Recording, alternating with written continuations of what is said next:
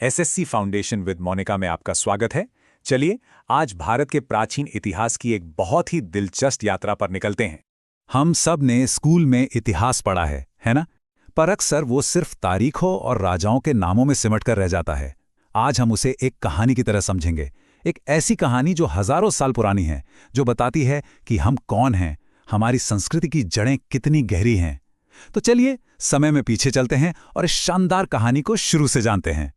अपनी इस यात्रा में हम 6 बहुत जरूरी पड़ावों पर रुकेंगे। सबसे पहले हम जानेंगे कि इतिहासकारों को पुरानी बातें पता कैसे चलती हैं। फिर हम भारत की पहली शहरी सभ्यता सिंधु घाटी को देखेंगे।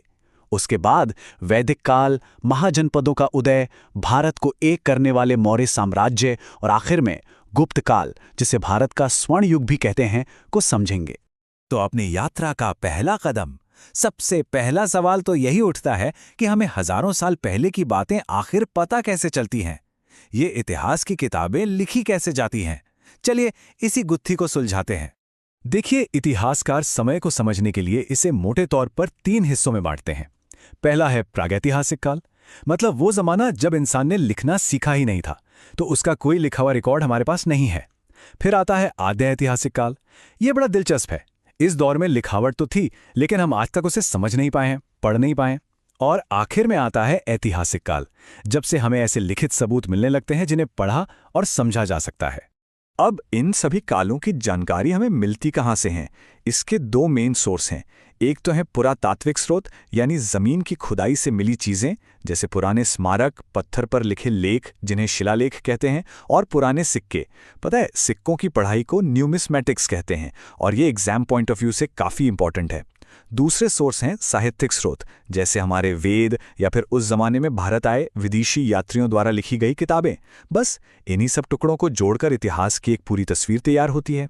चलिए अब कहानी के सबसे पुराने और शायद सबसे रहस्यमयी हिस्से की ओर चलते हैं, सिंधु घाटी सभ्यता।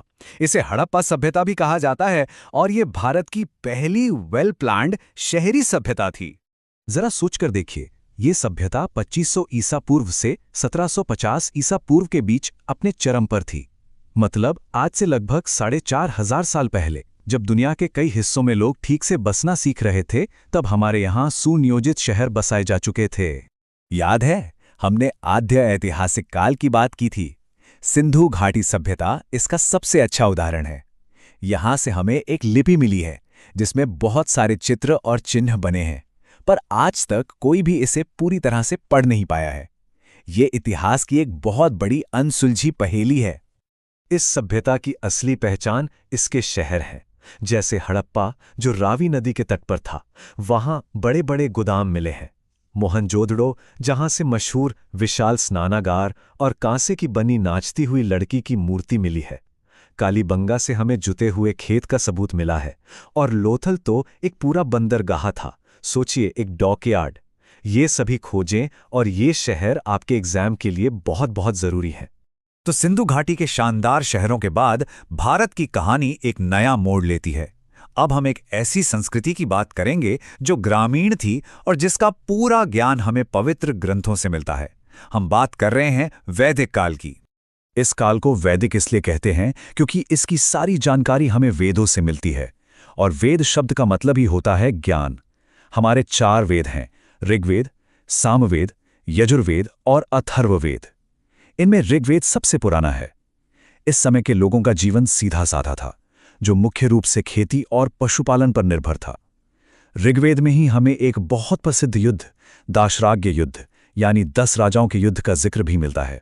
तो छोटे छोटे कबीलों और ग्रामीण जीवन से अब हम एक ऐसे दौर में प्रवेश कर रहे हैं जहां बड़े बड़े राज्य बन रहे थे। ये 6ठी शताब्दी ईसा पूर्व का समय था, जब भारत में एक साथ राजनीतिक और वैचारिक क्रांति हो रही थी। इस समय पूरे उत्तर भारत में 16 बड़े और शक्तिशाली राज्य उभरे, जिन्हें महाजनपद कहा गया। इनमें काशी, अवंती जैसे कई प्रमुख राज्य थे, लेकिन इन सब में सबसे ताकतवर बनकर उभरा मगध। ये नाम याद रखिएगा, क्योंकि भारत के पहले साम्राज्य की कहानी यहीं से शुरू होगी। तो जब ये सब राजनीतिक उथल-पुथल चल रही थी, लोगों के मन में भी कई सवाल उठ रहे थे। पुराने रीति रिवाजों और कर्मकांडों के बीच लोग एक सरल आध्यात्मिक रास्ते की तलाश में थे। और इसी तलाश ने दो नए धर्मों को जन्म दिया। ये थे जैन धर्म और बौद्ध धर्म। जैन धर्म को 24वें तीर्थंकर महावीर स्वामी ने एक नई दिशा दी, जिनका जन्म 540 ईसा पूर्व में हुआ था। वहीं बौद्ध धर्म की स्थापना महात्मा गौतम बुद्ध ने की। उनका जन्म 563 ईसा पूर्व में लुम्बिनी में हुआ था और उनके बचपन का नाम सिद्धार्थ था। इन दोनों ने ही अहिंसा, करुणा और सदाचार का संदेश दिया। महाजनपदों के आपसी संघर्ष में, जैसा कि हमने कहा था, मगध की जीत हुई और इसी मगध की जमीन पर भारत के पहले महान साम्राज्य ने जन्म लिया, मौर्य साम्राज्य। पहली बार भारत का नक्शा एक अखंड रूप लेने जा रहा था। इस विशाल साम्राज्य की नींव रखी चंद्रगुप्त मौर्य ने, और उनके मार्गदर्शक थे महान विद्वान चाणक्य, जिन्हें हम कौटिल्य के नाम से भी जानते हैं। चाणक्य की लिखी किताब अर्थशास्त्र आज भी प्रासंगिक है। इस वंश के सबसे प्रसिद्ध सम्राट हुए अशोक। अशोक ने साम्राज्य को बहुत फैलाया, लेकिन उनके जीवन को एक युद्ध ने हमेशा के लिए बदल दिया। वो था 261 ईसा पूर्व का कलिंग युद्ध। कलिंग युद्ध में हुए भयानक खून खराबे को देखकर सम्राट अशोक का दिल पूरी तरह बदल गया। उन्होंने हमेशा के लिए युद्ध का रास्ता छोड़ दिया और धम्म का मार्ग अपनाया, यानी शांति और नैतिकता का मार्ग। अपनी इस नई सोच को अपनी प्रजा तक पहुंचाने के लिए उन्होंने पूरे साम्राज्य में पत्थर के खंभों और चट्टानों पर संदेश लिखवाए, जिन्हें आज हम अशोक के शिलालेख कहते हैं।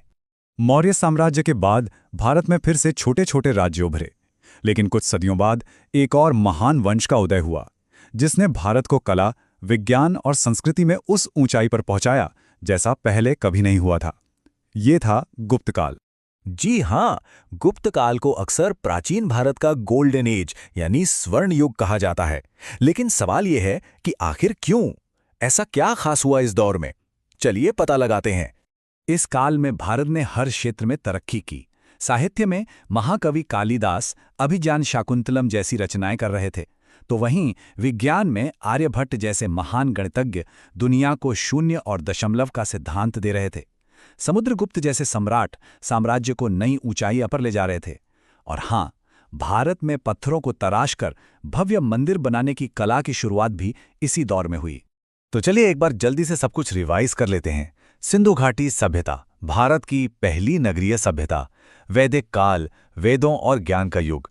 महाजनपद, बड़े राज्यों का उदय और मगध की शक्ति। मौर्य साम्राज्य, भारत का पहला एकीकृत साम्राज्य और अशोक का धम्म। और गुप्त साम्राज्य, कला और विज्ञान का स्वर्ण युग। ये की पॉइंट्स आपको हमेशा याद रखने हैं। तो ये थी हमारे प्राचीन भारत की एक झलक, एक ऐसी कहानी जो शानदार शहरों से शुरू होकर ज्ञान की ऋचाओं, साम्राज्यों के विस्तार से होते हुए कला और विज्ञान के स्वर्ण युग तक पहुंचती है। ये सिर्फ इतिहास के पन्ने नहीं हैं, ये वो मजबूत नींव है जिस पर आज का भारत खड़ा है। उम्मीद है आपको ये सफर पसंद आया होगा। अपनी एसएससी की तैयारी को और भी